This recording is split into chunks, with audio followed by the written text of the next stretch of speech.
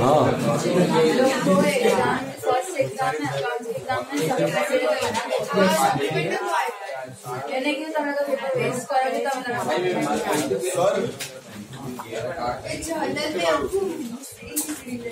यार अपने 15 मिनट पैसा है तो बोले सप्लीमेंट आजके हम खिचड़ी कराएगी अच्छी खिचड़ी चाहिए मिला ही तो वो आया नहीं रहेगा सप्लाई वाला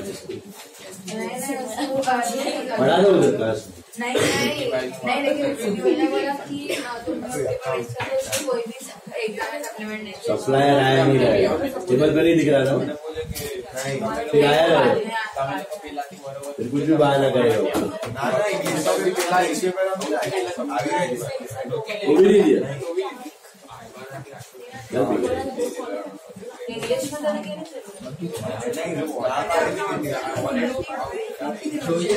चलो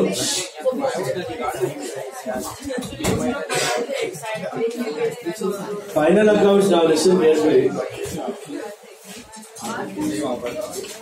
अब brush up of whatever we have done till now quick मुझे बताओ what are final accounts basically accounts prepared at the तीर्थ आ गया हो जस्ट आ गया हो वो बोलने का जरूरत नहीं पड़ना चाहिए यार पता होना चाहिए इतना लेक्चर हो गया जमीन भी आ जाओ चारों आ जाओ नित्या भी आ जाओ पांचों आ जाओ फटाफट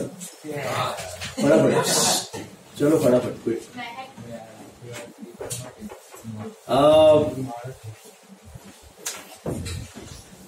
वो किधर है जैविन वगैरह नहीं आ रहा है सर में जो है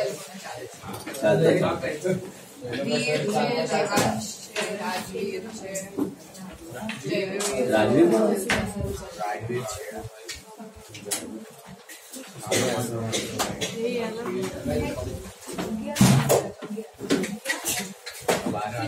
ना सर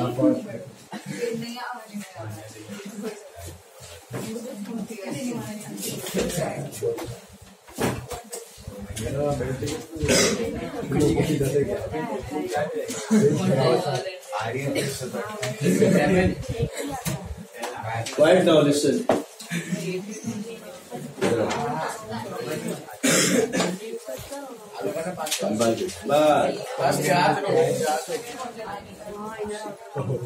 आगे आगे जाए आगे जी बैठ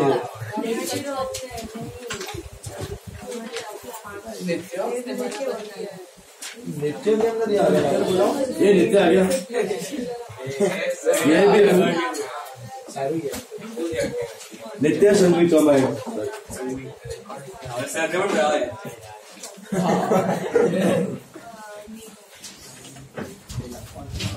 जल्दी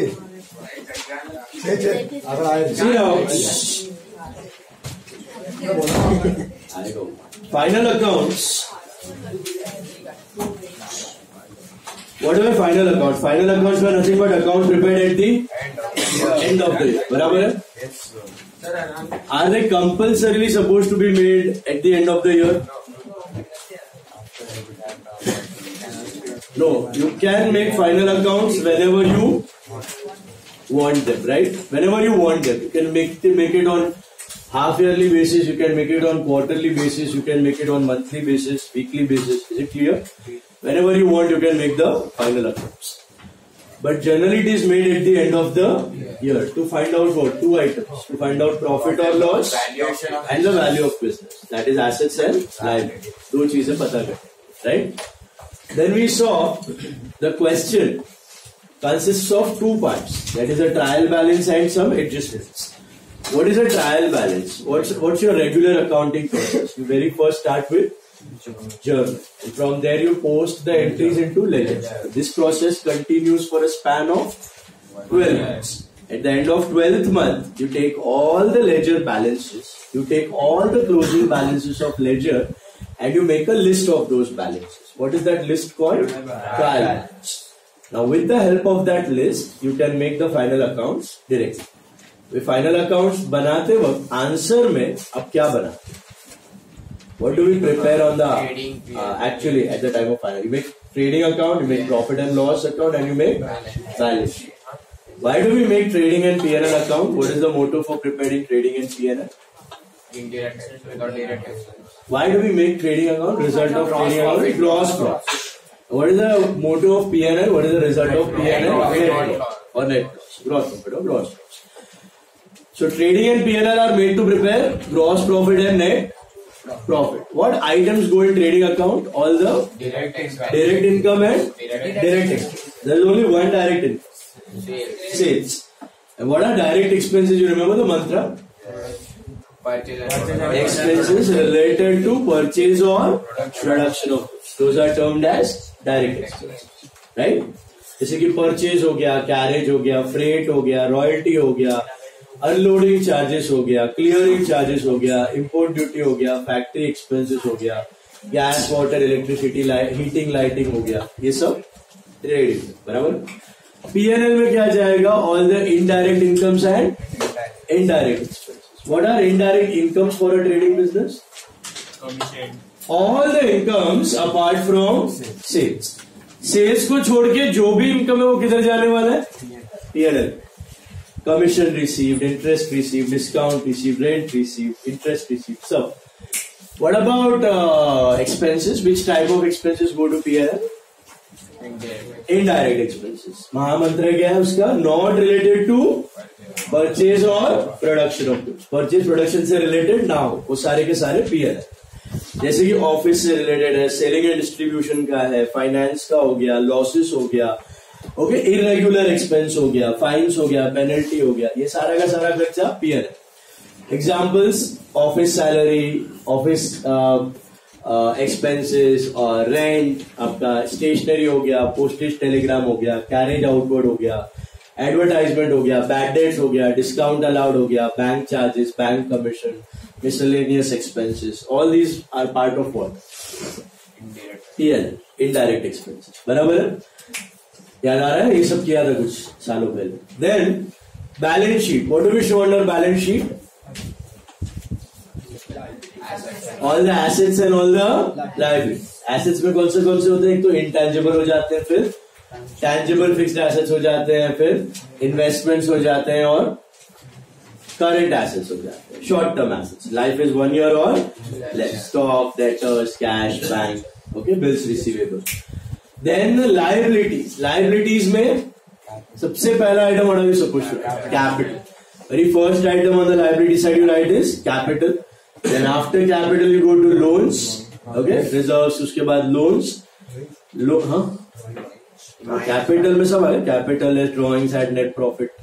कैपिटल का पूरा पोर्शन आ गया. फिर reserves and surplus they are your profits. Loans हो गए आपके, लॉन्ग टर्म लायबिलिटीज वाले हो गए लोन्स. उसके बाद शॉर्ट टर्म लायबिलिटीज. और short term liabilities you have creditors, you have bills payable, you have outstanding expenses, you have income received in advance, you have loan taken, short term loan taken, short term advance taken वगैरह.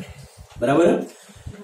यहाँ तक देखा था. फिर हमने adjustments भी देखे थे. कुछ एडजस्टमेंट्स हमने देखे हुए already. What are adjustments? If you define an adjustment, what do you mean by an adjustment? They are nothing but unrecorded transactions. They are nothing but unrecorded transactions, right? Now, unrecorded transactions, मतलब अभी तक वो record नहीं किया, उसको directly आपको final account में घुसा है. बराबर है? Directly you want to enter these things in the final account stage, VIP end.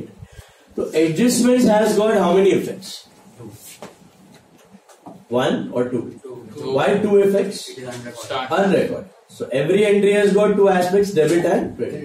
So every adjustment also has got 2 aspects, debit and credit. बराबर है? So 1 debit and 1 credit effect. जरूरी नहीं कि दोनों जगह प्लस हो, जरूरी नहीं कि दोनों जगह माइनस हो. एक प्लस एक माइनस भी हो सकता है, दोनों माइनस भी हो सकता है, दोनों प्लस भी हो सकता है. उससे कोई लेना देना नहीं है. बट एक इफेक्ट डेबिट होगा और दूसरा क्रेडिट होगा. That is what is an adjustment. Okay. So we saw the very first adjustment, that was closing stock. Remember what was closing stock? Take page 109. What was closing stock? Left over goods at the end of the year. Does that expense belong to this year? No, next year. So you remove it. So what are the 2 effects?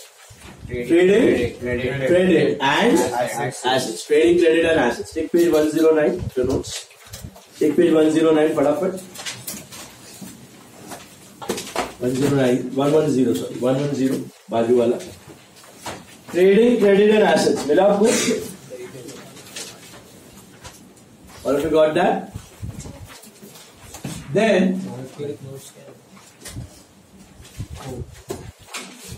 what was the second adjustment? Depreciation. What do you mean by depreciation? Reduction or increase?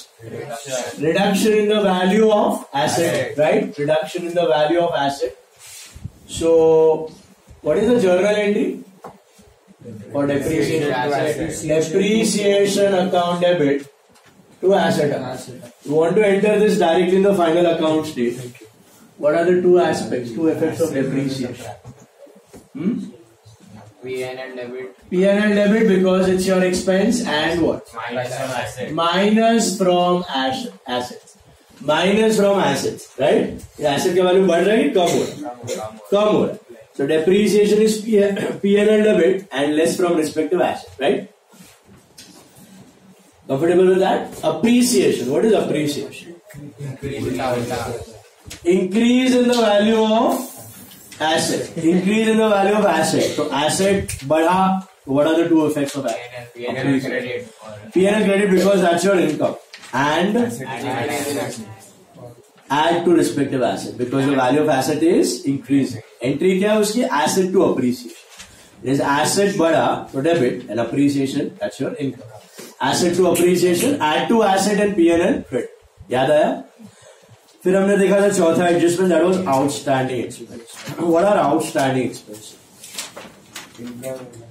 Incur हो गया लेकिन पे करना बाकी है. Expenses belong to which year?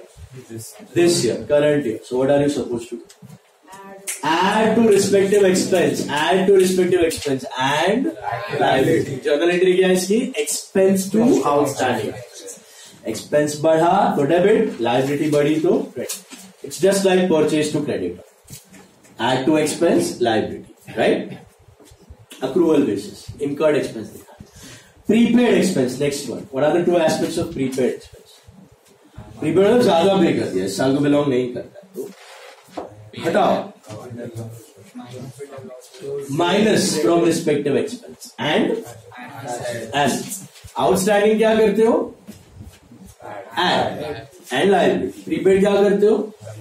Subtract from respective expense and assets. Because ये साल को belong नहीं करता, closing stock के जैसा. Convert that expense into asset और फिर next year ये asset वापस convert हो जाएगा expense. बराबर? Income receivable. Income मिलना बाकी है. Earned income. लेकिन मिली नहीं है. Earned है. Earned. क्या करो? Outstanding income. कमा लिया है लेकिन पैसे मिलने बाकी है. Earned income. Trading credit. Income कहाँ जाती है? ट्रेडिंग क्रेडिट में तो खाली सेल्स जाता है. ये सेल्स नहीं है. Income receivable apart from sales. कोई भी इनकम रिसीवेबल हो. P&L क्रेडिट में क्या? ऐड की लेस. ऐड मिलनी बाकी है तो add. It belongs to current. Outstanding expense क्या करते हो? ऐड. आउटस्टैंडिंग इनकम भी क्या करनी है? Add. What is the second effect? Asset. मिलना बाकी है तो एसेट्स. बराबर. इनकम रिसीव्ड इन एडवांस ज्यादा मिल गई तो ये साल को बिलोंग नहीं कर. हटा. Minus from respective income and liability. Advance में आ गई है तो बेनिफिट देना बाकी. That's your liability. ये चार आइटम बहुत अच्छे से सीख लेना. बहुत लंबे टाइम तक काम आएंगे. Outstanding expense, prepaid expense, income receivable, income received in, outstanding expense and outstanding income, that is income received. Prepaid expense and pre-received income, that is income received in advance. समझ में आया? और फिर clear with these four. Outstanding expense क्या करते हो? Add and liabilities. Prepaid क्या करते हो? Subtract and assets. Income receivable, outstanding income. Add and assets. Income received in advance. Subtract and liability. Sorted. उसके बाद जाते हैं हम लोग. चार एजेस में हमने गुड्स के किए थे अगर आपको याद होंगे. गुड्स लॉस्ट हो गए. What is the journal entry for goods lost by 5? Lost by 5 to purchase, right? तो परचेज घट रहा है, डायरेक्ट एक्सपेंस घट रहा है, इनडायरेक्ट घट रहा है. इसको घुसाओ final account, loss by fire क्या करोगे, P&L डेबिट में डालोगे loss by fire, and purchase में से माइनस करने के बदले ट्रेडिंग क्रेडिट, एक ही चीज है, यहां से माइनस करोगे यहाँ पे डाल दो, एक ही चीज है। क्यों ऐसा किया था, इसका रीजन भी बताना पता है, ये लॉसेस हर साल होने वाले नहीं, डायरेक्ट को घटाओ और इनडायरेक्ट को बढ़ाओ, ये हर साल होने वाला नहीं। किसी भी बिजनेस की प्रथा होती है, एवरी बिजनेस डज दिस, कुछ भी इरेगुलर जगह पे गुड्स जा रहा है सेल्स के अलावा, तो उसको ट्रेडिंग से हटा दिया जाए, क्योंकि वो हर साल होने वाला नहीं है। अगर रख दोगे तो आपका ग्रॉस मार्जिन फ्लक्चुएट होते रहेगा, आपको पता नहीं चलेगा बिजनेस इज डूइंग गुड और बैड। तो सारे अबनॉर्मल आइटम्स आप ट्रेडिंग से निकाल दोगे, जैसे गुड्स लॉस बाय फायर है तो trading credit P&L debit, goods distributed as samples, advertisement to purchase, तो यहां से trading credit and P&L debit, advertise right. Goods given as salary, same trading credit P&L debit, goods withdrawn for personal so capital में से minus, क्योंकि घर पे चले गए, एंड ट्रेडिंग क्रेडिट तो है ही, परचेज से माइनस करना है, क्योंकि रेगुलर सेल्स वाला पार्ट नहीं है, इसे क्लियर। तो गुड्स वाले एडजस्टमेंट हमने देखे थे, याद आया आपको, ये चारों देखे थे हमने, तीनों जो भी थे। उसके बाद हमने देखे थे बैड डेट्स और एनआरडीडी, लास्ट में हमने कंक्लूड किया था लास्ट लेक्चर, याद है, फर्दर बैड डेट्स और NRDD. Remember what was further bad debts, 4 items हमने डिस्कस किए थे, एक था बीडी, एक था एफबीडी, एक था एनआरडीडी और एक था ORD. What was BD, recorded or unrecorded? Recorded. It appears in trial balance. So one effect or two effect? One effect. Where P&L debit, it's your expense. Already debtors पैसा नहीं दे रहे, loss हो गया, right? What is FBD? What do you mean by this? It's unrecorded balance. So it will appear in adjustment. It is bad debt but unrecorded. So you put it in the final account. Give the two effects. How will you include it? What are the two effects? One is P&L debit. Add to bad debt because it increases the loss, and debtors कम हो जाएगा, bad debt to debtor घट गया, तो minus from debtors. So this is P&L debit and debtors में से minus, correct? What is NRDD? You remember provisions? We discussed about provisions. Banks का example दिया.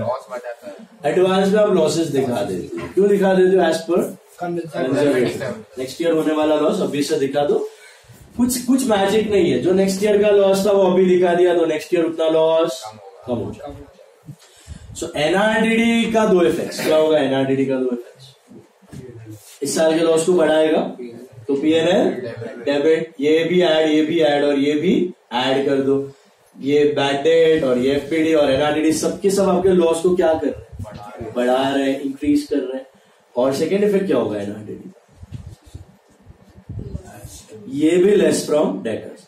Actually NRDD is a liability, remember the entry for NRDD, NRDD की entry क्या थी, P&L to NRD, P&L to RD, मतलब P&L debit हुआ, expense बढ़ा और liability बढ़ा, एक्सपेंस बढ़ा और लायबिलिटी बढ़ा, like expense to outstanding expense, expense to outstanding expense. Actually NRDD is a liability, but for presentation आप liability में ना दिखा के क्या करते, डेटर्स में से माइनस करके दिखाते, सिर्फ प्रेजेंटेशन के लिए। आप बता रहे हो कि भैया डेटर से ज्यादा उम्मीद मत रखो, इतना पैसा आने वाला नहीं, got that? So FBD and NRDD दोनों डेटर से माइनस हो रहे थे, देखा था हमने, याद है। बट एफबीडी इसलिए माइनस हुआ क्योंकि वो लॉस था, एनआरडीडी इसलिए माइनस हुआ क्योंकि वो लायबिलिटी, दोनों में फर्क। ओके, इफेक्ट दोनों का सेम है, एक लॉस को P&L डेबिट में बढ़ाएगा और दूसरा डेटर्स में से minus. Okay, last one is ORDD. What is ORDD? Previous year का एनआरडीडी, पिछले साल का एनआरडीडी ये साल का क्या बन के आएगा, पिछले साल ये एनआरडीडी था, उसने लॉस को बढ़ाया था, ये साल क्या करना चाहिए, घटाना चाहिए, तो क्या करोगे P&L क्रेडिट की जगह डेबिट में से माइनस, तो ये कहां दिखेगा, ट्रायल बैलेंस में, क्योंकि ऑलरेडी रिकॉर्डेड है, तो P&L डेबिट में से क्या कर देने का, माइनस कर देने का। पीयर एंड डेबिट में से माइनस कर देना। तो peer and debit side bad debt, ये याद है हम लोग फॉर्मूला लिखते थे, 2BD plus FBD plus NRDD minus ORDD। What is ORDD? Last year का NRDD। पिछले साल उसने लॉस को बढ़ाया ना, ये साल लॉस को घटाया। तो लास्ट ईयर की जो लायबिलिटी है वो ये साल आपके लॉस को कम करने में मदद करे, और ये साल का NRDD नेक्स्ट ईयर का नेक्स्ट ईयर के लॉस को कम करे, and the cycle continues. So ये एडजस्टमेंट्स हमने ऑलरेडी देखे हुए थे। Now a couple of new adjustments today. See adjustment number 8 and 9 बहुत सिंपल से है। एडजस्टमेंट नंबर 8 पढ़ो सब लोग, क्या दिया हुआ? Unrecorded purchases. अभी अनरिकॉर्डेड परचेज दिया है ना, तो आप पहले तो ये अज्यूम करोगे कि कैश परचेज है कि क्रेडिट परचेज। क्या अज्यूम करो? क्यों ऐसा? कैश परचेज भी तो अज्यूम कर सकते हैं। कैश भी रिकॉर्ड कर दिया, नहीं जरूरी नहीं है, तो क्रेडिट भी रिकॉर्ड कर सकते हो। कैश गया और वो रिकॉर्ड ही नहीं किया है, कैश गया बराबर है, माल भी आया बराबर है, बट रिकॉर्ड ही नहीं किया।